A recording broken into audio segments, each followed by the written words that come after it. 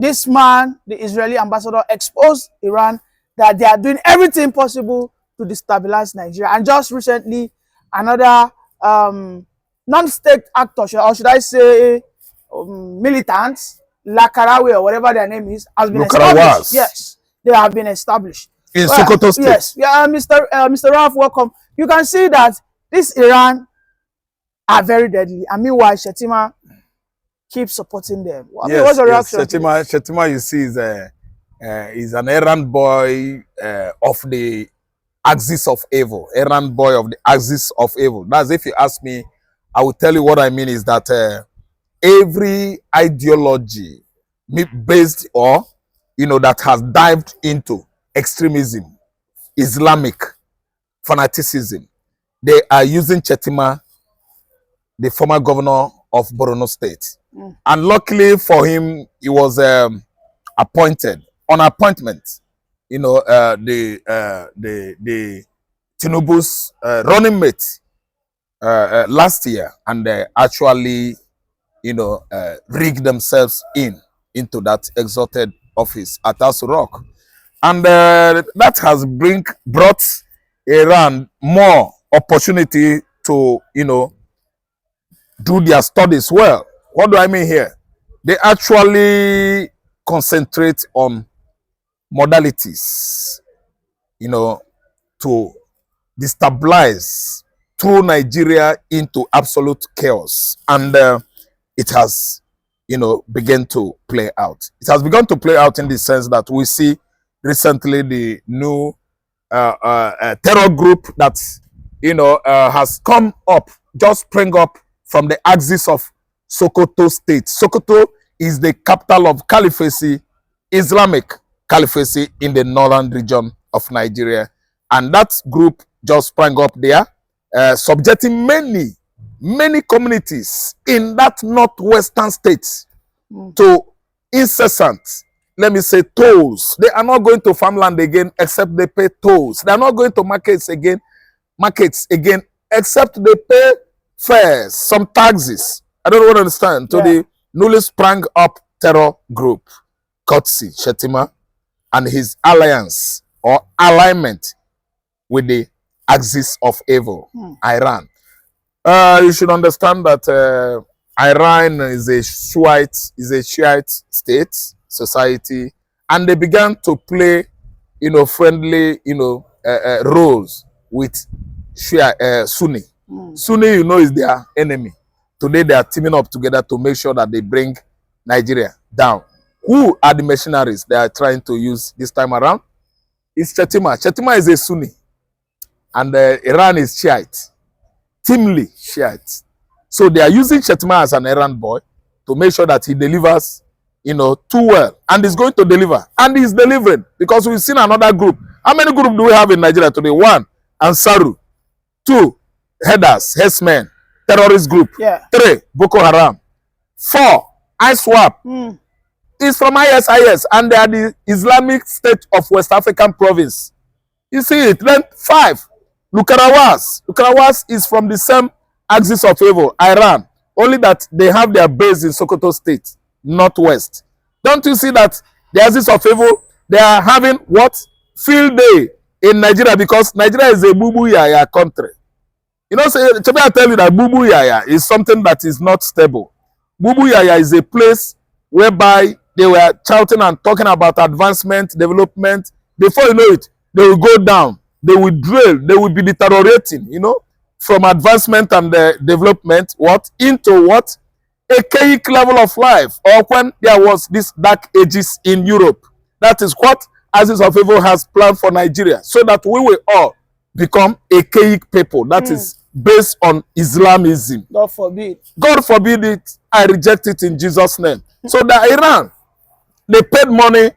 They established Arabic University in Ebonyi State. They established Arabic bank, using it to train all the poor Igbos from the axis of Afipo, Ebonyi State. And they succeeded, which is why you have over 60% Afipo Igbos who are Muslims today. Really? See, I'm telling you the truth. I'm an Igbo man. I did Ebonyi my State? Ebonyi State Afipo. Google it. Percentage of Afipo that were Islamized since Buhari's administration 2015 till date.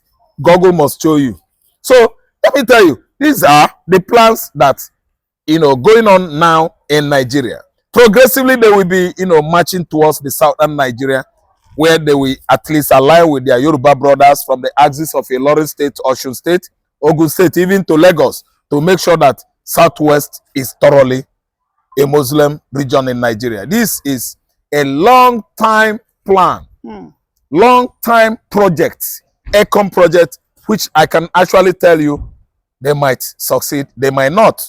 Why? You have large numbers of Christians in Yoruba land, I mean Southwest. So that might be a stumbling block, for their progressively, succeeding on this kind of, let me use the word, devilish projects. Talking about Shittima, we remember that way back as 2013, while Jonathan was still, the president. I think there was a terrorist leader, I can't remember, something Sokoto, who was found in Kabiru Sokoto. Kabiru Sokoto. Who was found in Shittima's abode. Yes, after blasting Mandala, either Mandala Church or Mandala Park. There were so many. He was arrested in Shettima's compound. But Shittima said that he was only probably interrogating him. I mean, there was an excuse that he gave, but it seems the key suspect of that bomb blast at either Mandala Market or Mandala Catholic Church or whatever in Abuja was Kabiru Sokoto. He is the person of interest, and he was apprehended on Shettima's compound. So everything now in 10 years now seems to be interconnected. Yes, because then Shittima, we see him being as a vice president. Is now the spokesperson for Iran and Palestine. Yes, because we saw how he spoke at the United Nations level summit.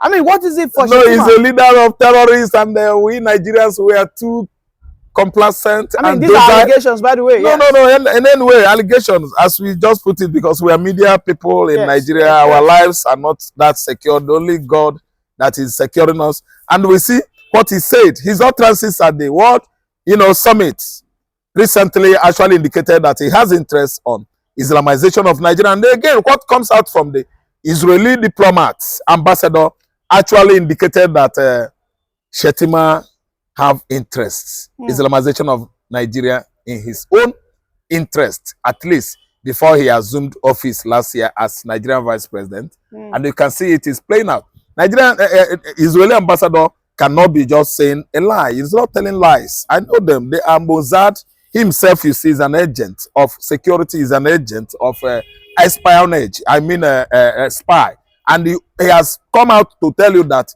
some persons are using Iran. Iran is using some persons in Nigeria. Some persons in Nigeria are using Iran to make sure that they destabilize Nigeria. How are they going to do it? Islamization. You see what happened in Afghanistan. It is 100% sure, assurance, it's going to happen here. It might, but it's going to happen here. Because we know that Biafra is only the stumbling block they have in the north. They actually know that Igbo man is so resilient that we're not going to be Islamized. Come what may. And they actually know that Israel have interest in the southeast. That was where they have their embassy since 1967. Arab-Israeli war that started 67, 70, 72, 73. Israel left southeast. That's why they did not fight a long time alongside with Fojuku or with Ojuku against Nigeria. They left. They become an enemy of the state called Nigeria. And today, we actually know that they did not have embassy anywhere until Babangida restored diplomatic ties with Israel in 1991. And today, we see where they have their 100% embassy in the past, 80s, 70s, 90s. That was in Enugu State, opposite CBN office. That was where Israel got their embassy. And Israel and Nigeria did not restore tie there, diplomatic tie. I don't want to say. So Israel is having stronger ties with Biafra. And what the ambassador, Israeli ambassador said, what the ambassador said is an absolute what? Truth. Much 85% true. Yes, Iran is interested on Islamizing Stabilizing. Nigeria. Before I let you go, Mr. Raf, I mean, where is Christian Association of Nigeria? Where are the pastors? Where are the fathers? Where are these apostles? Why are they silent? Thank you so much. You would have asked me this question when in Dimi, when the Christian Association of Nigerian President in Adamawa was beheaded. It was a global thing. Why did I say it was a global thing?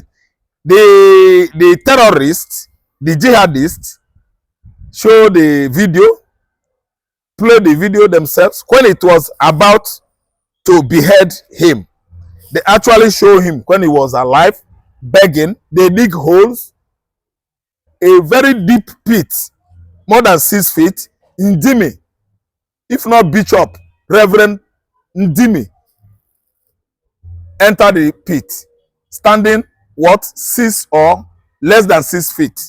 Do you know what? His neck was just on the earth crust. There was a space. The terrorist, oh my God, was galvanizing, welding his long machete, cutlass, until he bust this man's head. He cut the man, he beheaded the man, and bust the head. Man, what are we saying? The whole world was watching, CNN was watching. It is online, it is on net, it is on the internet. This is the chairman of CAN, Christian Association of Nigeria, Adamawa branch. Okay, is this not enough for war to burst out, religious war, to escalate in Nigeria? Did anybody say Jack Robinson? Did anybody shout?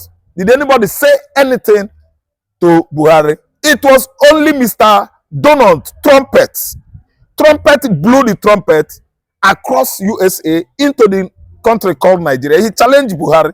Why are the Christians being annihilated, demised, and disallowed on daily basis in Nigeria? Who are responsible? Killings of Christians in Nigeria. Trump intervened. I don't even understand. Why are they dying? This was around when he was about contesting for 2020 election. His tenure was about expiring when Ndimi was beheaded. He tackled Nigeria government. I don't really understand. Pastor did not say anything. God knows what I'm saying. Reverend fathers, they did not say anything. They only made noise. After that one, Reverend fathers, they remember Reverend fathers, they were alive, demised in their large number by jihadists. What did the Christians do? The Orthodox Church did not do anything. The Pentecostals, we were there praying so that our God will come down and fight for us. At least if we could just join hands together and come out and say, enough is enough. Irrespective of your denomination and mine, we come together as a Christian and stage a protest at Abuja.